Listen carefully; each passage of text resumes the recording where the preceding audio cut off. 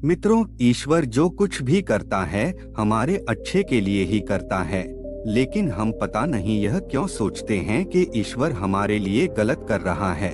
हमसे ज्यादा ईश्वर को पता है कि हमारे लिए क्या सही है क्या गलत। ईश्वर जो कुछ भी करता है उसमें कोई ना कोई राज जरूर होता है, लेकिन हम हमेशा यह कहते हैं कि पता नहीं हमने ऐसा क्या गुनाह किया जो ईश्वर हमारे साथ ऐसा कर रहा है।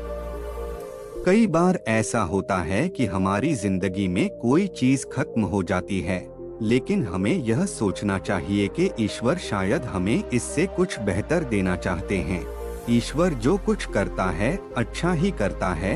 इस बात को समझाने के लिए मैं आपको इस वीडियो के माध्यम से एक कहानी सुनाने जा रहा हूँ। आशा करता हूँ इससे आपको समझ आ जाएगा कि ईश्वर जो कुछ भी करता है हमारे लिए अच्छे के लिए ही करता है। नमस्कार दोस्तों, राधे राधे। एक कहानी है मित्रों, ईश्वर पर विश्वास की। उत्तरी भारत के एक गांव में एक बुजुर्ग फकीर रहते थे।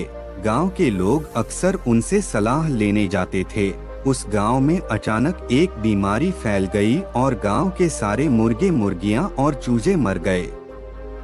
गांव वाले फकीर के पास गए और कहा, महात्मा, हमारे गांव के सब मुर्गे मुर्गियां और छोटे छोटे चूजे तक मर गए हैं, हम क्या करें।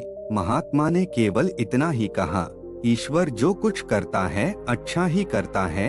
कुछ दिनों बाद कुछ ऐसी बीमारी फैली कि गांव के सारे कुत्ते मर गए। गांव वाले फिर महात्मा के पास गए और प्रार्थना की, महात्मा जी, गांव के सब कुत्ते मर गए हैं, अब कुत्तों के बिना चोरों से गांव की रखवाली कौन करेगा, हम क्या करें। महात्मा ने फिर कहा, इसमें भी कोई भलाई ही होगी। ईश्वर जो कुछ भी करता है अच्छे के लिए करता है। उस जमाने में माचिस नहीं होती थी। गांव में लोग आमतौर पर आग राख में दबाकर रखते थे। गांव के कुत्ते मरने के बाद कुछ समय बाद गांव में ऐसी जबरदस्त आंधी और बारिश आई कि सारे गांव की आग एकदम बुझ गई। इस पर लोग और भी दुखी हो गए। लोगों ने महात्मा के पास जाकर कहा, महात्मा, अब तो सारे गांव की आग भी बुझ गई है, क्या किया जाए।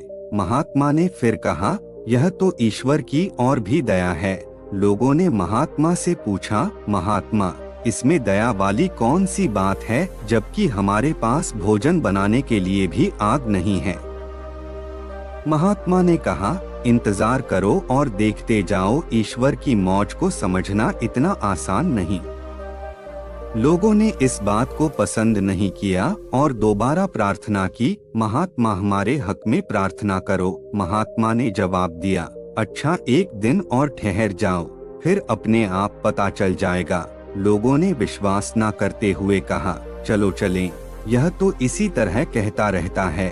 अभी एक दिन ही गुजरा था कि एक बादशाह कत्लेआम करता हुआ उस गांव के पास से गुजरा तो बोला कि यहाँ पेड़ तो है पर न कुत्ते भौंकते हैं, न मुर्गे बांग देते हैं, न धुआं ही निकलता है, लगता है यहाँ कोई आबादी नहीं है, छोड़ो इसको। यह कहकर वह गांव के बाहर से ही निकल गया। अब गांव वालों को पता चला कि ऐसा सब कुछ क्यों हुआ। वे महात्मा के पास गए और सच्चे दिल से उनका शुक्रिया अदा किया।